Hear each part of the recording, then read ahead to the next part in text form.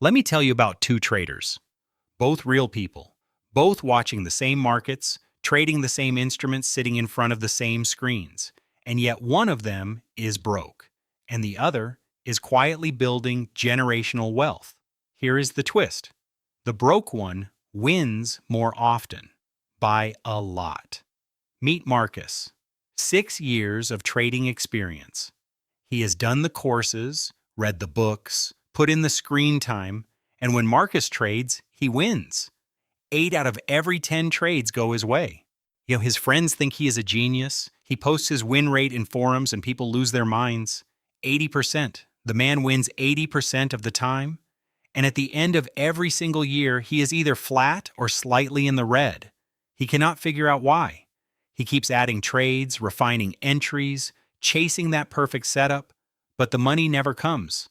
Now meet Daniel. Daniel trades maybe 3 or 4 times a month. His track record looks embarrassing. He loses more trades than he wins. His 6 out of 10 trades end in a loss. If Marcus saw Daniel's history, he would laugh. But Daniel is not laughing. Daniel retired early. His account grows year after year with the kind of consistency that professional fund managers would envy. Same markets, same instruments. One wins 80% and goes nowhere. One wins 40% and builds real wealth. How is that possible? That question, that uncomfortable, counterintuitive question, is what this entire video is about. Well, and by the time we are done, the way you think about trading, about winning, about what makes a good trader, all of it is going to change. Welcome to Mind Over Markets. Let us get into it. Section 1. The Mathematical Engine. Before anything else, we need to talk about a word that most traders have heard, but almost none truly understand. That word is expectancy. And I do not mean understand it like a textbook definition. I mean understand it the way it changes every decision you make at the trading desk. Here's the simplest way to think about expectancy. It answers one question for every dollar I risk in this market: how much do I get back on average? That is the whole game. Your chart patterns, your indicators, your market analysis, all of it exists to serve one purpose: generating a positive answer to that question. Let me make the math clear in plain English. Imagine you flip a coin. Head, you win $20. Tails, you lose $10. Your win rate is 50%. You win half and lose half. Most people hear 50% and think that sounds like breaking even. But run it over time and something beautiful happens. Every flip, on average, you come out $5 ahead. Because half the time you gain 20, half the time you lose 10. Average that out and you are $5 richer per flip every single time, forever. Now flip it around. Heads, you win $2. Tails, you lose $20. Your win rate could be 90%, and you would still be slowly bleeding out because that one big loss wipes out 9 winners and then some. This is the engine underneath every trading account in the world. It does not care about your confidence, your experience, or how smart you are. It only cares about 2 things: how much you make when you win and how much you lose when you lose, multiplied across your win rate over time. The traders call this ratio the R multiple. If you risk $100 on a trade, that is your 1R. If you make $300 when it wins, that is a 3R winner. If you lose your 100 when it fails, that is a -1R loss. And here is where everything gets real. A trader winning 40% of the time but capturing 3 or 4R on winners will absolutely destroy a trader winning 80% but only capturing 1R on winners, especially if that 80% trader occasionally takes a 5 or 10R loss when hope replaces discipline. Your win rate is not your edge. Your expectancy is your edge. And the biggest factor in your expectancy is not how often you are right. It is how big your wins are compared to your losses. And everything else, and every setup, every system, every strategy, is just a vehicle for that ratio. Understanding this is the foundation. Now let us look at one of the most famous examples in trading history that proves this principle is not just theory. Section 2. Case Study. Why 40% Wins. In 1983, a trader named Richard Dennis made a bet with his business partner, William Eckhart. The argument was simple. Can trading be taught to ordinary people, or is it a natural talent you either have or you do not? Dennis believed it could be taught. Eckhart was skeptical. To settle it, they placed a newspaper ad, interviewed hundreds of applicants, chose a small group with no special trading background, and spent 2 weeks teaching them a complete trading system. These students became known as the Turtle Traders. Over the next several years, the group collectively made over $175 million in profits. Hey, here is what matters for our conversation. The Turtle system was not a high win rate system, not even close. The Turtles lost more often than they won. Their win rate sat somewhere between 35 and 45%, depending on market conditions. They failed on the majority of their trades. And they still made fortunes. Why? Because the system was built on one ruthless principle. Cut losers fast and let winners run as far as they will go. When a trade was not working, they got out immediately. The loss was small, predictable, and controlled. But when a trade started working, really working, they held on. They did not take profits at 2 or 3%. They held through volatility and discomfort until the trend was clearly and undeniably over.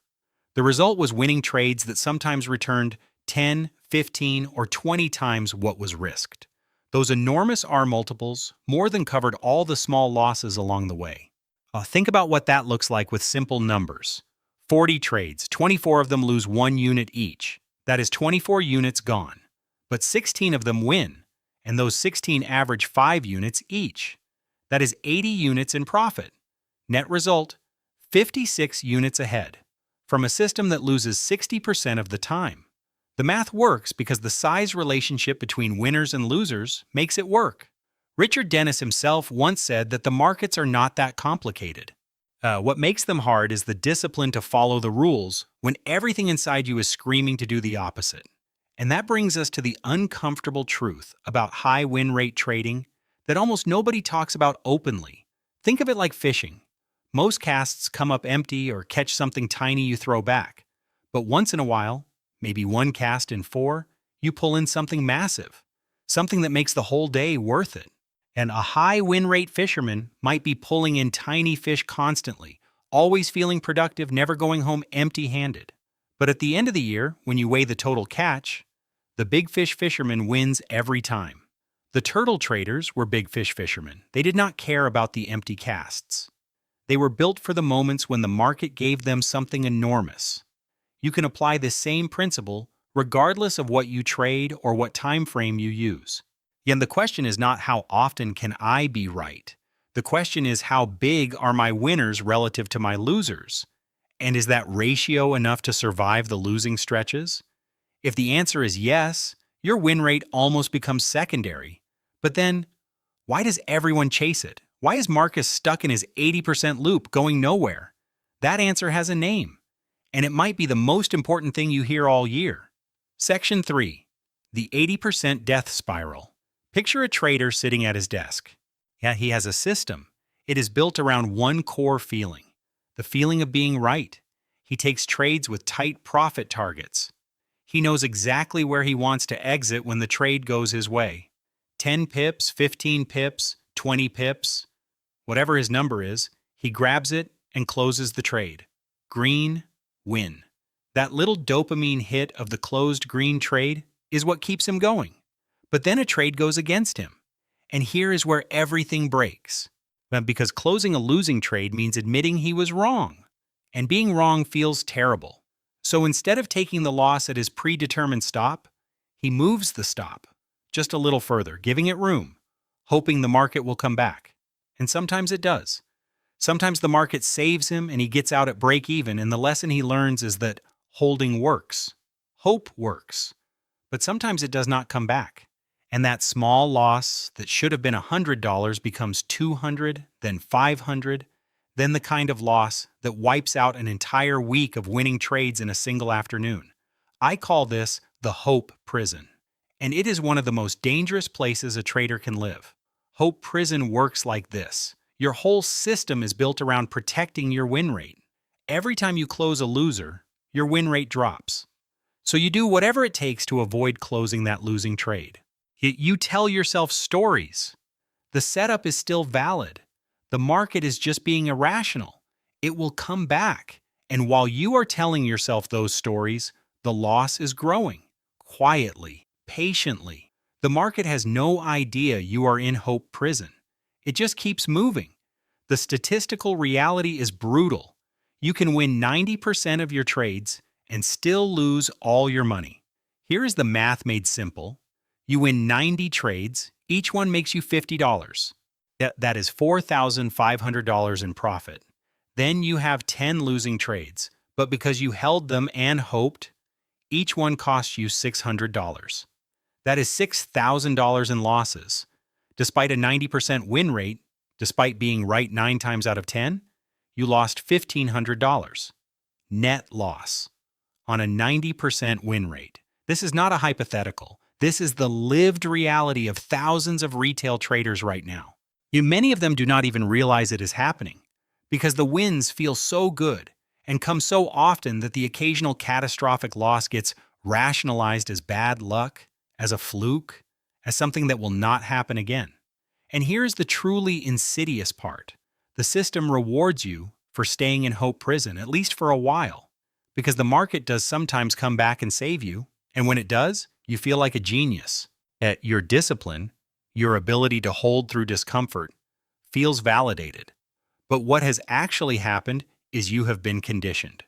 Random reinforcement, one of the most powerful forces in human psychology, has taught your brain that holding losing trades is a viable strategy until the day it is not, until the margin call, until the account is gone. The traders most at risk from hope prison are not beginners. Beginners get stopped out constantly because they cannot emotionally handle watching a trade go against them. The most vulnerable traders are intermediate, 1 to 4 years of experience, enough success to feel confident in their judgment, and enough close calls that went in their favor to genuinely believe that holding is wisdom. It is not wisdom. It is the win rate trap doing what it does best. And the reason it works so well on intelligent, experienced people brings us to the psychology. Section 4, the psychological barrier. In 2002, a psychologist named Daniel Kahneman won the Nobel Prize in economics. Not psychology, economics. Because what Kahneman and his research partner Amos Tversky discovered about human decision-making was so fundamental that it rewrote our understanding of how people handle money. Their work, called prospect theory, revealed something every trader should know deeply. Here is the core finding in plain terms. Losing $10 feels roughly twice as bad as winning $10 feels good. The pain of a loss is psychologically about twice as powerful as the pleasure of an equal gain. This is called loss aversion, and it is not a character flaw. It is evolution, your brain doing exactly what it was designed to do. For most of human history, losses were catastrophic. Losing food, shelter, or members of your group could be fatal. Gains, while welcome, rarely carried the same survival urgency. And so the brain evolved to weight losses much more heavily, to be more alert to potential loss, to work harder to avoid loss than to chase gain. That was adaptive for prehistoric survival. It is poisonous for trading.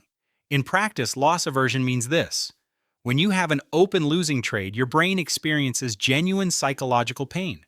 Pain roughly equivalent to a loss twice the monetary size. And the longer you hold without closing, the stronger the pull of hope. Because closing makes the loss real and permanent. Your brain will generate creative reasons to stay in the trade. It will find evidence supporting a reversal. It will dismiss evidence suggesting the trend continues. It will literally filter your perception of the market to protect you from having to take that loss. This is not a flaw in your trading system. It is a flaw in your operating system. The hardware your brain runs on was not designed for financial markets. Knowing this is the first step, but knowing is not enough on its own. There is a companion to loss aversion called the disposition effect. Researchers studying real trading accounts found a remarkably consistent pattern across culture, experience level, and asset class. Traders close winning trades too early and hold losing trades too long. Every time. Because closing a winner feels good. You lock in the gain, prove you were right, get the dopamine hit. Yet closing a loser feels terrible. You lock in the pain, prove you were wrong, and your ego takes a direct hit. So the brain nudges you constantly toward grabbing profits early and postponing losses indefinitely. The result is a trading account that is systematically doing the exact opposite of what good expectancy demands. Good expectancy says, let winners run and cut losers fast. Human psychology says, take profits quickly and hold on to hope. These are in direct fundamental conflict. Unless you build a system that deliberately overrides your psychology at the key decision points, your brain will win and your account will lose. Here is something that takes most traders years to truly absorb. Being right and being profitable are not the same thing. In fact, they are often at odds. The trader obsessed with being right will sacrifice profitability to protect his win rate. The trader who accepts being wrong, who is genuinely comfortable with a 40% win rate, is freed from the psychological trap entirely. He is not protecting his ego with every trade. He is protecting his expectancy, and expectancy pays the bills. Ego does not. The most successful traders describe a kind of emotional neutrality around individual trades. They do not celebrate wins or mourn losses. Each trade is just one data point in a much larger sample. Each loss is expected, built into the model, and therefore not emotionally charged. When a loss happens, it is not a failure. It is the system working exactly as designed. Building that neutrality starts with one shift. Stop measuring yourself by win rate and start measuring yourself by expectancy. Make that shift in how you actually live your trading, and everything begins to change. Section 5. The 4 levers of profitability. Everything we have discussed builds to this. There are 4 and only 4 levers you can pull to improve your trading results. 4 things that determine whether your account grows or shrinks over time. Understanding them and knowing which ones give you the most control is what separates traders who spin their wheels from those who make real progress. The first lever is win rate. It matters, but less than you think. Chasing it at the expense of the other 3 levers is the trap this entire video has been about. That said, and if your win rate is consistently below 30%, your trade selection likely has a fundamental problem worth examining. Win rate is real. It is just not the most powerful lever. The second lever is the size of your average winner. This is where life-changing improvements live. If your winning trades return 3, 4, or 5 times what you risked, your mathematical situation changes dramatically. Yet you improve this by changing your exit strategy, by committing to letting winning trades breathe instead of grabbing small profits the moment they appear. Some trades you would have cashed out early will reverse and become losses. That is the price. For most traders, it is worth paying because the trades that do run will more than compensate. The third lever is the size of your average loser. This is arguably the most important lever because it is the one you have the most control over. Yet your stop loss is not optional. It is not a suggestion. It is not a line you move when the market challenges it. It is a contract you make with yourself before you enter the trade. Cutting your average loss in half does more for your expectancy than doubling your win rate in most systems. And the beautiful thing is that this is entirely under your control. The market does not decide how much you lose. You decide. Your rules decide. That is real power. Now, the fourth lever is trade frequency. How often you trade. More trades with a positive expectancy system means faster compounding. But this is not an argument for overtrading, which is one of the most costly mistakes in retail trading. It is an argument for identifying your highest expectancy setups and showing up consistently for them. Quality and consistency beat volume every single time. Here's how these levers work together with real numbers. Trader 1 has a 45% win rate. A averages 2.5 R on winners and keeps losers to 1 R. That expectancy works out to roughly 62 cents for every dollar risked. Over 100 trades risking $50 each, that is $3,100 in profit. Trader 2 has a 65% win rate but only averages 1.2 R on winners, also keeping losers to 1 R. Their expectancy is about 13 cents per dollar. Same 100 trades, a same $50 risk, $650 in profit. The 45% win rate trader makes nearly 5 times more than the 65% trader. The math does not lie. The practical application is straightforward. Track your reward to risk ratio on every single trade. Write it down. Make it a habit. Build your exit strategy before you enter, not after. Honor your stop every time with no exceptions. And focus your energy on your highest quality setups rather than filling time with marginal trades. These are not complicated changes. They are fundamental disciplines that every great trader across every market in every era has applied. The knowledge is not the problem, application is the challenge. And the best way to close that gap is through deliberate practice with real feedback. Section 6. Conclusion and the 30 Trade Challenge. We have covered a lot of ground today. Although we started with Marcus and Daniel and used them to ask a question, most traders never honestly ask themselves, am I optimizing for being right, or am I optimizing for being profitable? Because these are different targets that require different strategies, different psychology, and different definitions of success. We explored expectancy, the mathematical engine under every trading account, and established that it is not about how often you win. It is about what happens when you win compared to what happens when you lose, multiplied across time and trades. We looked at the turtle traders and saw one of the most powerful real-world demonstrations of this principle in history. Ordinary people taught a simple system, generating extraordinary results. Not by being right more often, but by cutting losses fast and letting winners grow. 40% win rate, life-changing returns. We explored the hope prison, the 80% death spiral where traders win constantly and still go broke because losses are allowed to grow unchecked while winners are capped too early. We went into the psychology, Kahneman, loss aversion, the disposition effect, and understood that this is not personal weakness. It is biology. But biology is not destiny. You can build systems and habits that override your default settings at the key decision points. And we wrapped with the 4 levers: win rate, average winner size, average loser size, and trade frequency. 4 levers, and the biggest gains come from the middle 2, letting winners run and cutting losers fast. So here is what I want you to do. Starting with your very next trade, take the next 30 trades you make and track 4 simple things in a notebook or a spreadsheet. Did the trade win or lose? How much did you gain or lose in our terms? Did you honor your original stop? And did you let the winner reach your original target? Just those 4 things for 30 trades. At the end, calculate your real expectancy. Not theoretical, but actual, based on what you actually did. I will tell you right now what most traders discover. Their theoretical system has positive expectancy. Their actual behavior produces negative expectancy.